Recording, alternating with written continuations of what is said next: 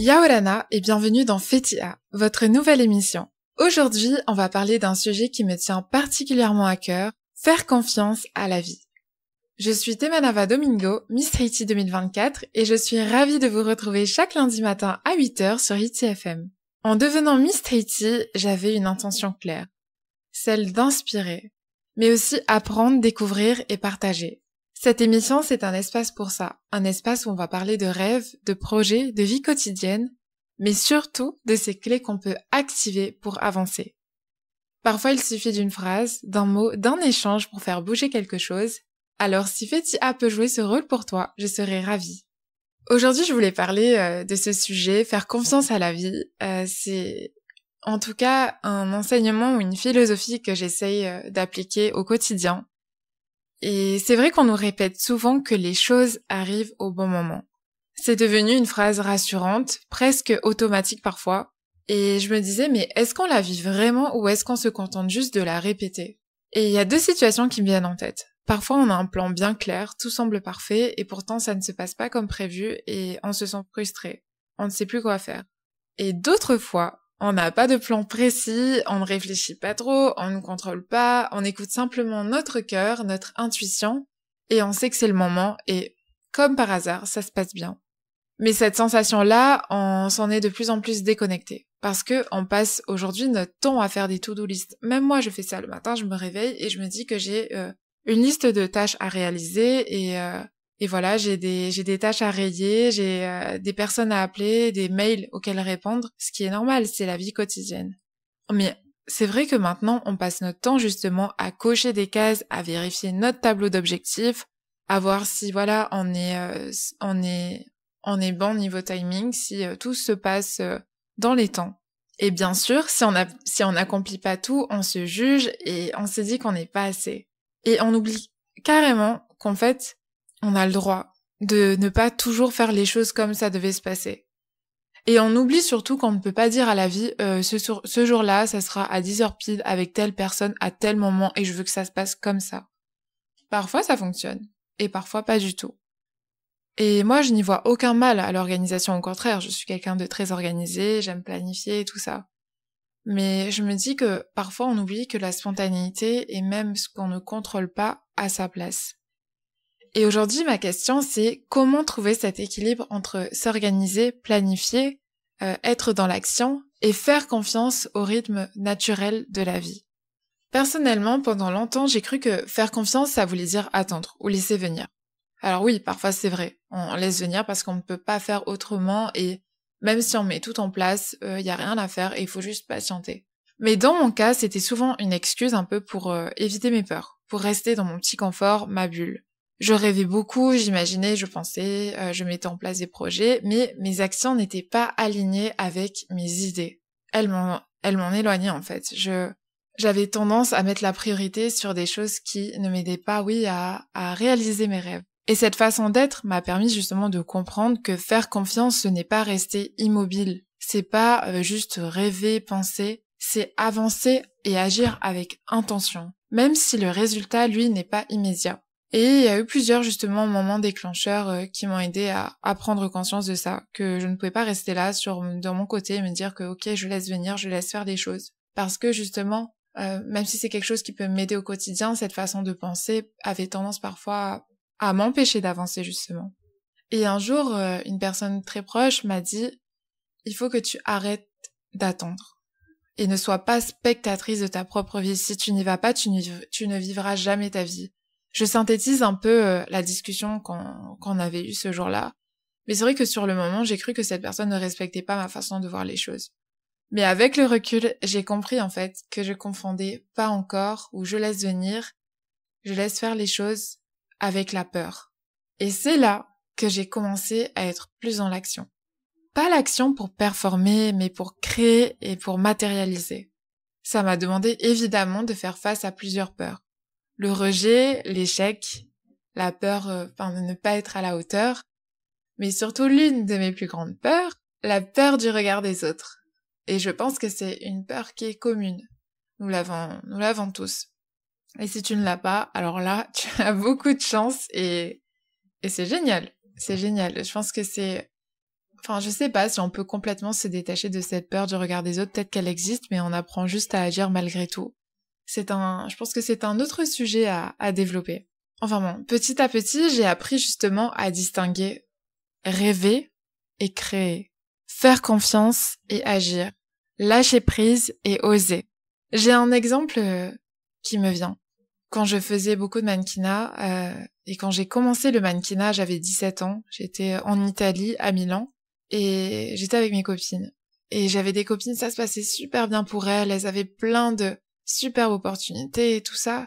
Et pourtant, elles faisaient rien de spécial, au contraire, je les voyais complètement détachées, voilà, elle vivait sa vie, c'était pas grave si elle y arrivait pas et elle voulait juste essayer. Moi, de mon côté, j'étais au casting et je me disais, ok, cette fois-ci c'est la bonne et j'essayais de rester dans cette attitude un peu positive en mode, ok, j'y crois, je me mets dans le mood, ça va le faire, je vais avoir ce casting, je vais travailler et tout. Mais au fond, je me préparais déjà à un refus.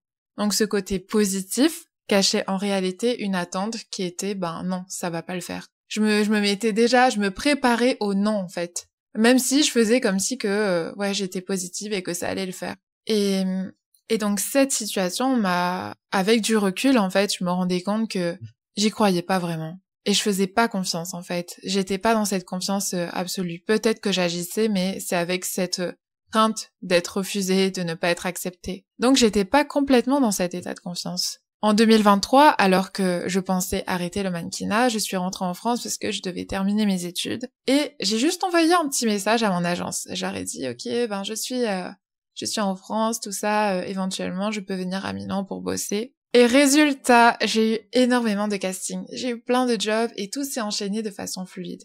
Et je me suis dit, mais c'est incroyable quand même, enfin, quand je m'y attends pas, ça se passe. Et ça me fait penser aussi à cette phrase qu'on dit souvent, c'est ça vient quand tu t'y attends le moins. Et cette phrase, elle est vraie, mais cette phrase, elle est vraie aussi quand on prend conscience justement de l'état avec lequel on agit justement. Mais finalement, pourquoi est-ce que ça s'est fait cette fois-ci pour le mannequinat? Bah parce que moi, j'étais complètement détachée du résultat. Et je l'ai pas fait en mode, ok, je vais les appeler, ensuite ça va se passer comme ça, et après, je vais avoir ça, et ça va être comme ça. J'étais complètement ouverte à ce qui pouvait venir, sans chercher à tout contrôler. Je me préparais aussi en fait, c'est pas que je me préparais à avoir un refus, mais c'est que je me disais, ok, ça le fait, tant mieux, ça le fait pas, c'est pas grave. J'avais ce détachement qui m'aidait justement à relativiser, et finalement, je dis que c'est un détachement, mais en fait, juste, je faisais confiance. Si ça devait se passer, ça se passait. Sinon, ça n'arriverait pas et ça serait ok. Et toutes ces expériences m'ont aidé à agir différemment aujourd'hui. J'essaie d'avoir des actions alignées et d'agir avec intention. Et j'accepte aussi de lâcher prise et que certaines choses ne se mettront pas en place comme je voudrais. Mais il m'a fallu, en fait, justement comprendre, il m'a fallu peut-être aussi passer par cet état de positif, ok, je reste positif, ça va le faire.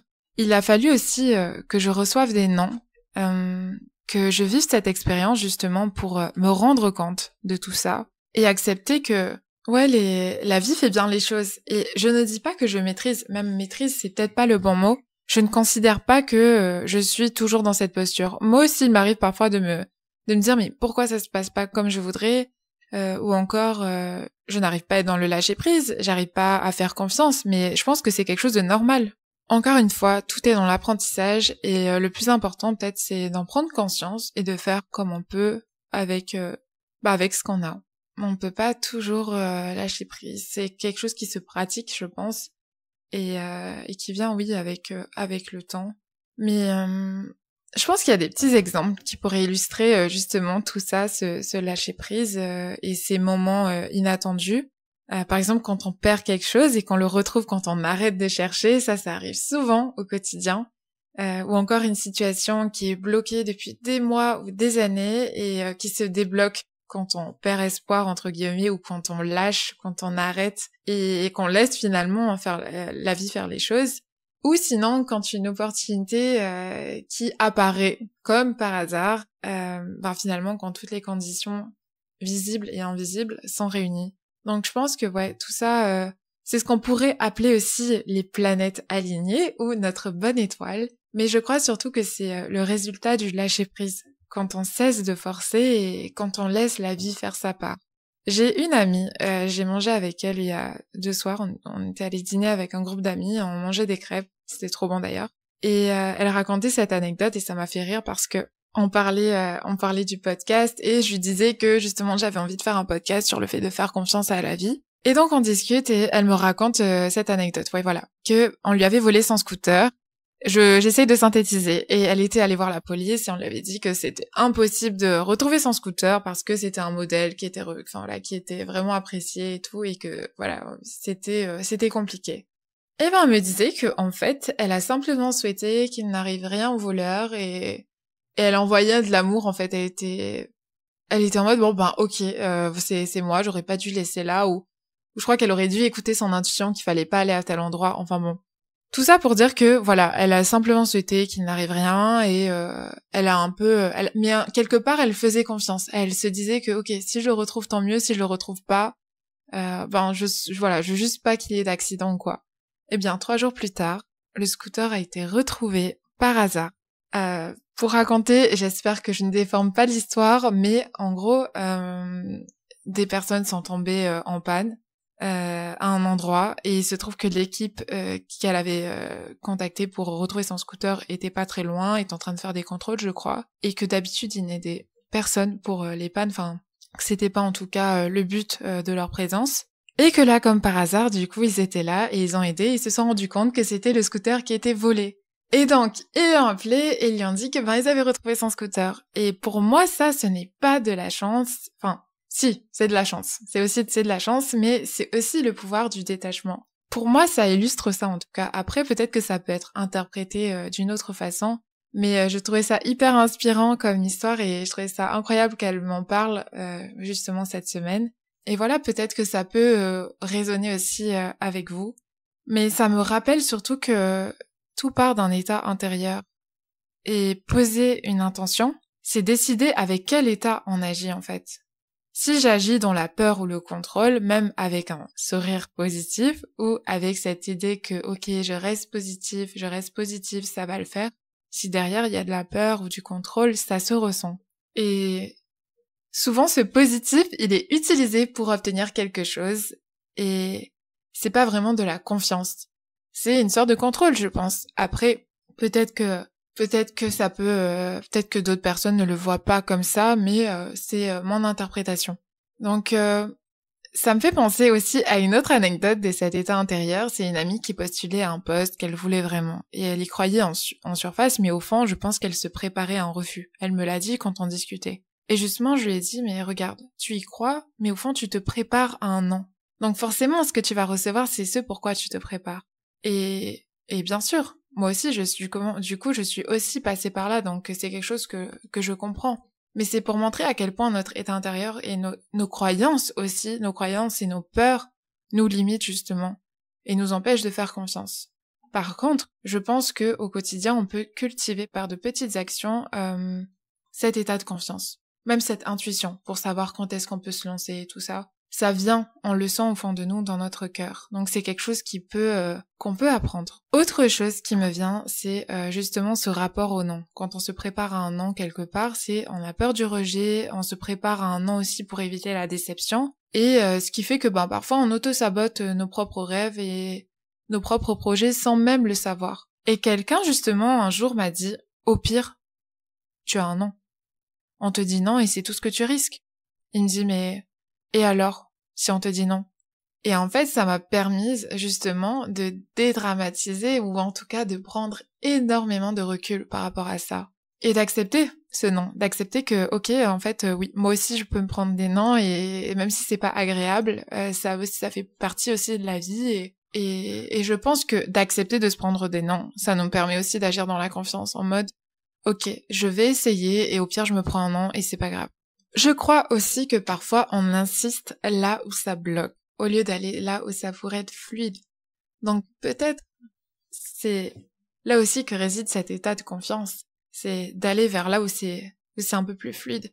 Ça veut pas dire que il faut baisser les bras lorsqu'il y a un obstacle. Non, il y a encore une nuance à faire ici, c'est que quand je dis que ça bloque, c'est que on sent que c'est pas le chemin, on le sent au fond de nous et pourtant on insiste. Donc plutôt que de forcer, encore une fois, de contrôler, Et si on faisait confiance et qu'on se laissait porter un peu plus par la vie? Il y a autre chose aussi qui me vient à l'esprit, c'est ces phases d'attente où parfois on a l'impression de stagner et on se dit oui mais c'est quand que ça va arriver et c'est quand que ça va se faire. Je pense que pour moi ces phases-là sont importantes. J'y vois là comme une voiture qui a besoin de faire le plein et s'il y a pas le plein, on peut pas avancer et on peut pas conduire, on peut pas avancer, oui. Donc pour moi ces temps de pause sont nécessaires pour repartir et ces phases sont préparatoires. Sur le moment, on comprend pas, on se dit que ça sert à rien, que il faut être dans l'action, il faut être dans la performance, il faut faire des choses. Mais avec du recul, cela a tout son sens. Une chose que j'ai aussi appris avec le temps, c'est que parfois on se sent spectateur de sa vie. Et moi, c'était mon cas. J'avais pas l'impression d'être au centre de ma vie et j'avais plus cette position où j'observais les autres, je regardais les autres et j'avais mes petits rêves avec moi et j'osais pas trop. Et en observant des personnes qui prenaient justement cette pleine responsabilité de leur vie, c'est comme ça que j'ai appris à être actrice de ma propre vie. C'est quelque chose qu'on entend beaucoup, mais pour moi c'était un rêve de me dire que ok en fait je veux vivre ma vie, je veux pas juste être là et attendre et regarder les choses se faire. J'ai envie d'apprendre, j'ai envie de vivre des réussites, des échecs, des rencontres, et même si c'est pas toujours agréable, d'essayer. On se dit souvent par où commencer. Alors moi, ce qui me vient, c'est s'écouter, écouter son cœur, et surtout faire un premier pas.